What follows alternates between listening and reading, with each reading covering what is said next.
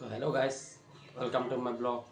तो आज का न्यू क्वेश्चनটা যে এটা ত্ৰিভুজৰ ভূমি 15 সেন্টিমিটাৰ আৰু উন্নতি 16 সেন্টিমিটাৰ, গতিকে ত্ৰিভুজটোৰ কালি হ'ব কিমান? তো সেই কুৱেশ্যনটো আপোনালোকে বৰ্ডত দেখা পাইছে। তো সেই এতিয়া অপশ্যন 4টা দিয়া আছে। অপশ্যন এ হৈছে 110 সেন্টিমিটাৰ আৰু অপশ্যন বি হৈছে 140 সেন্টিমিটার और ऑप्शन सी আছে 120 সেন্টিমিটার আর অপশন ডি আছে 100 সেন্টিমিটার।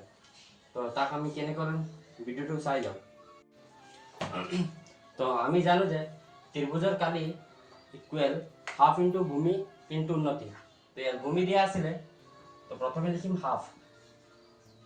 ভূমি কিমান দিয়া আছে? ভূমি দিয়া আছে 15 সেন্টিমিটার। তাক লিখিম আমি 15 ইনটু 15 ইনটু উন্নতি। উন্নতিটো দিয়া আছে, সব এইটো উন্নতি দিয়া আছে 16 সেন্টিমিটার। তাক 16 লিখিম। তো 2 রে 15 টো কটাকটি যাব না যায়, কিন্তু 2 টো 16 রে কটাকটি যাব। তো এখানে তা কাটি দি 2 8 গুণ 16, তেতিয়া ইয়াত থাকি যাব 15 ইনটু 8। তেতিয়া আনসারটো কিমান হ'ব সাইডত মই কৈ দিছো ৰব।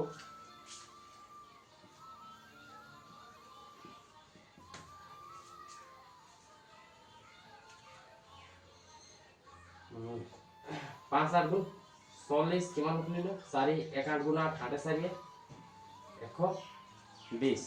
तो आंसर हम 120 सेंटीमीटर स्क्वायर। सब जोते काली थाকক, काली থাকিলে সদায় যেটো সেন্টিমিটার থাকে বা মিটার থাকে সেইটো সদায় পাওয়ারটো সদায় স্কয়ারলে গুছি যায়। তো আমি সদায় চাব লাগে যে যিকোনো ত্ৰিভুজৰ কালি থাকক, চতুৰ্ভুজৰ থাকক, বৃত্তৰ থাকক, তা সদায় কি থাকে সেন্টিমিটাৰ থাকলে সেন্টিমিটাৰ স্কয়াৰ হবো আৰ মিটাৰ থাকলে মিটাৰ স্কয়াৰ হবো।